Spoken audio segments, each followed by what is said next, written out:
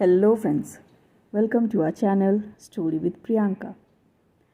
आज मैं फिर आपको how the secret change my life book की नेक्स्ट सक्सेस स्टोरी सुनाने वाली हूँ।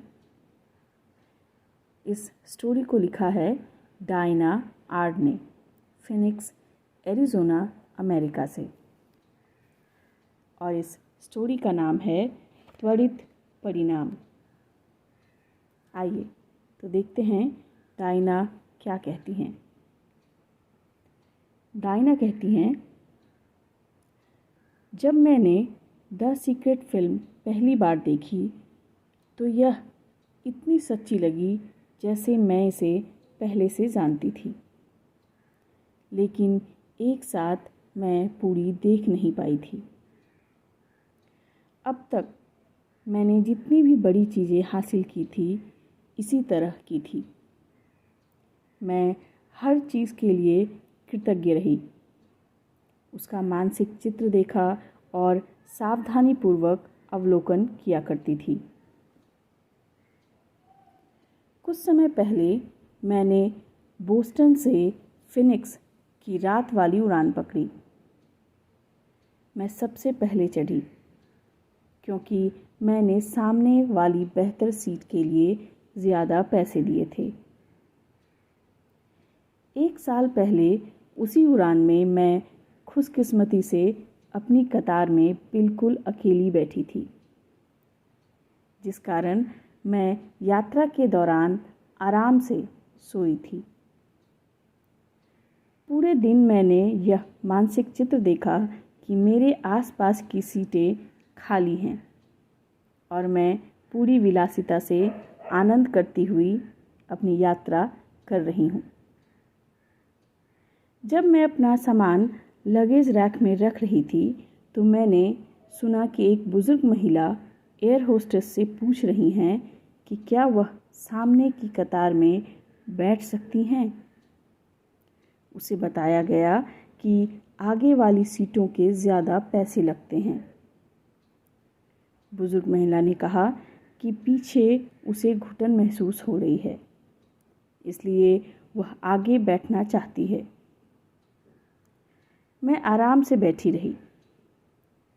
जब एयर होस्टेस ने उसे विनम्रतापूर्वक बताया कि वे उसे आगे बैठा तो सकते हैं, लेकिन उसे ज़्यादा पैसे देने होंगे, जिस पर उसने कठोरता से जवाब दिया कि वह इतने ज़्यादा पैसे नहीं दे सकती।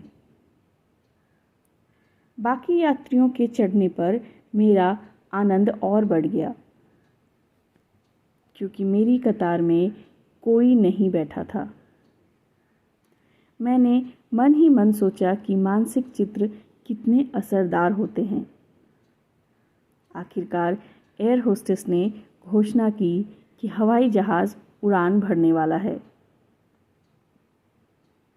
उसने आग्रह किया कि हम अपने इलेक्ट्रॉनिक उपकरणों का इस्तेमाल करना बंद कर दें, क्योंकि केबिन द्वार बंद होने वाले हैं। मैं यह जानकर खुश थी कि मेरी इच्छा पूरी हो गई थी, लेकिन मुझे उस बुजुर्ग महिला की बार बार याद आ रही थी।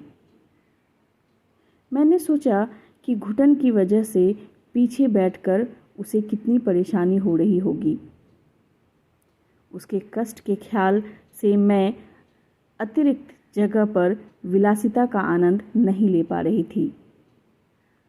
मैं उठकर उस एयर होस्टेस के पास गई जिसने उस महिला से बात की थी।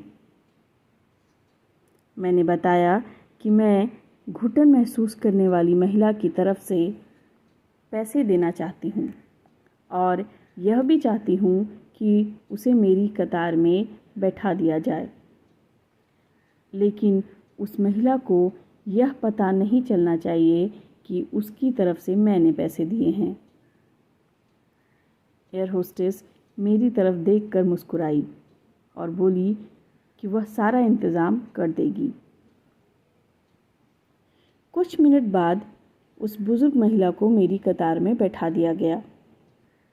हमारे बीच छिटपुट बातचीत हुई, लेकिन वह बहुत खुश दिख रही थी और इससे मेरे दिल को भी इतनी ज़्यादा खुशी मिली जितनी नींद से नहीं मिल सकती थी। शाम जैसे पंख लगाकर उड़ गई। जब उतरने का समय आया तो एयर होस्टेस यात्रियों के भोजन और पेय पदार्थ के भुगतान के लिए हर व्यक्ति से क्रेडिट कार्ड मांगने लगी। मैंने इंतज़ार किया कि कोई एयर होस्टेस मेरे पास भी रुकेगी, लेकिन ऐसा लग रहा था जैसे वे तो मुझे भूल ही गई हैं। आखिरकार जिस एयर होस्टेस से मेरी बातचीत हुई थी वह मेरी सीट के बगल में रुकी और मेरे करीब झुकी। मैंने उसकी ओर अपना क्रेडिट कार्ड बढ़ा दिया। उसने कार्ड नहीं लिया।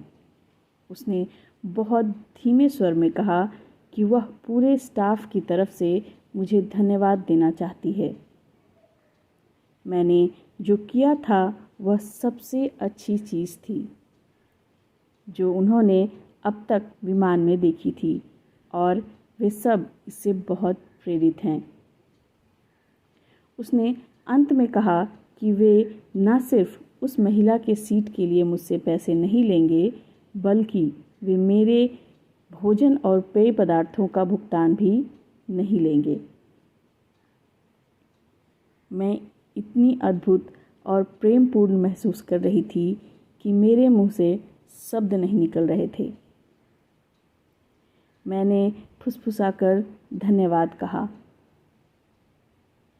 यह सच में बहुत अद्भुत और बहुत प्रेमपूर्ण अनुभव था। मैं हैरान हूँ कि इतनी सारी खुशी सिर्फ इसलिए बिखरी क्योंकि मैंने एक अच्छा काम करने की पेशकश की थी। धन्यवाद।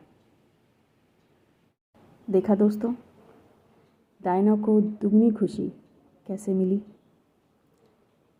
पहली तो उसकी विजुअलाइजेशन की वजह से उसे अपने आसपास की खाली सीटें मिली जिसे वो एंजॉय करना चाहती थी, और दूसरी उसने उस बुजुर्ग महिला को खुशी देकर पाई।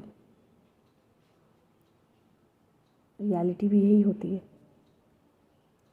हम में से ज़्यादा लोग ज़्यादातर खुशी के बारे में एक गलत विचार रखते हैं। हम यह मान लेते हैं कि अगर हमें अपनी मनचाही चीज़ मिल जाएगी तभी हम खुश हो पाएंगे। जैसे मुझे नौकरी मिल जाएगी तभी मैं खुश होऊंगा, मुझे बड़ा घर मिल जाएगा तब मैं खुश होऊंगा, मैं जैसा कुछ सामान या कुछ भी चाहता हूँ या चाहती हूँ तब जाकर मैं खुश होंगी, मेरे संबंध अच्छे हो जाएंगे तब मैं खुश होंगी। एक्चुअली ऐसा है नहीं। खुशी के बारे में सच तो ये है कि ये सब बहाने हैं। ये सब आपकी अंदरूनी खुशी नहीं है। इनफैक्ट ये सब आपके अंदरूनी खुशी के ऊपर पर्दा डालते हैं। आप हर दिन खुश हो सकते हैं क्योंकि समान चीज़ें ही समान चीज़ों को अट्रैक्ट करती है। जैसा कि इसमें लॉ ऑफ अट्रैक्शन का जो रूल है, समान चीज़ें ही समान चीज़ों को अट्रैक्ट करती हैं। आप जब तक वेट करते रहेंगे कि मैं तब खुश होऊंगा जब मेरे पास जॉब आएगा, तब खुशी होऊंगा जब मेरे पास घर मिलेगा, तो आप ये अट्रैक्ट कर रहे हैं अपनी लाइफ में और वेट और इंतज़ार। आप खुश होइए, खुश होकर तो देखिए। खुशी के विचार को एक बार सोच कर तो देखिए कितनी खुशी मिलती है। आप जब प्रेजेंट में खुश होंगे तभी तो आपका फ्यूचर खुशियों से भरा होगा। आप जो सोच रहे हैं, आप जो हैं अभी, वही आप फ्यूचर में अट्रैक्ट करेंगे। अगर आप अभी खुश हैं तो आप और भी खुशियाँ अट्रैक्ट करेंगे। आशा करती हूँ वीडियो अच्छी लगी होगी। अगर अच्छी लगी है तो प्लीज़ एक लाइक और कमेंट ज़रूर कीजिएगा। धन्यवाद।